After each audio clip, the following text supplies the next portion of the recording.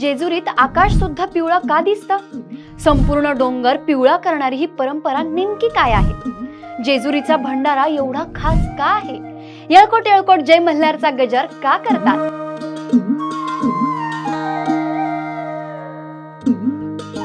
नमस्कार, मी Ankita Shivtare. Soul spiritual मध्ये आपल्या सगळ्यांचं स्वागत आहे.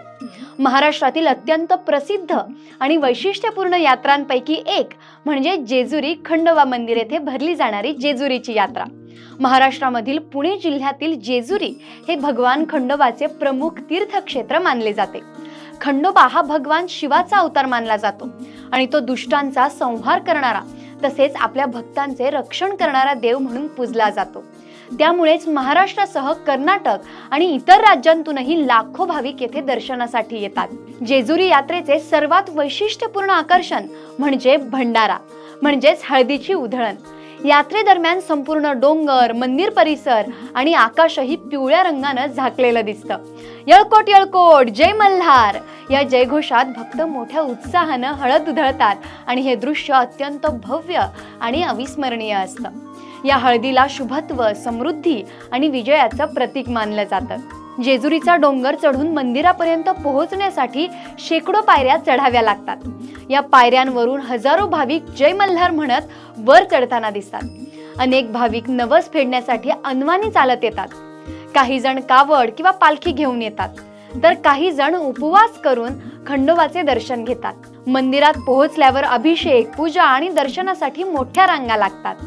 जेजुरी यात्रा वर्षभर विविध दिवशी साजरी केली जाते, पण काही दिवस विशेष महत्त्वाचे मानले जातात.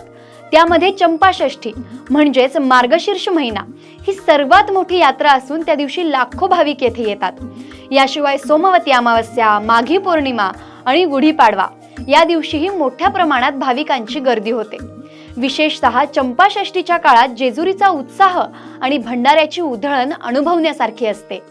यात्रेदरम्यान विविध धार्मिक आणि सांस्कृतिक कार्यक्रमांचे आयोजन केले जाते. भजन, गोंधळ, जागरण आणि पालखी सोहळे यामुळे वातावरण अधिकच भक्तिमय बनते. मंदिर परिसरात आणि पायऱ्यांच्या दोन्ही बाजूंना मोठी जत्रा बाजार भरते, जिथे पूजा साहित्य, खेळणी, कपडे, दागिने आणि स्थानिक खाद्यपदार्थांची रेलचेल असते. त्यामुळे ही यात्रा धार्मिकतेसोबतच एक मोठा सामाजिक आणि आर्थिक उत्सव बनते. जेजुरी यात्रा ही केवळ श्रद्धेचा उत्सव नसून ती महाराष्ट्राच्या लोकसंस्कृतीचे जिवंत प्रतीक आहे. या यात्रेतून लोकांमध्ये एकता, परंपरेची जपणूक आणि देवावरील अढळ विश्वास दिसून येतो. पिढ्यानपिढ्या चालत आलेली ही परंपरा आजही तितक्याच भक्तिभावानं आणि उत्साहानं साजरी केली जाते.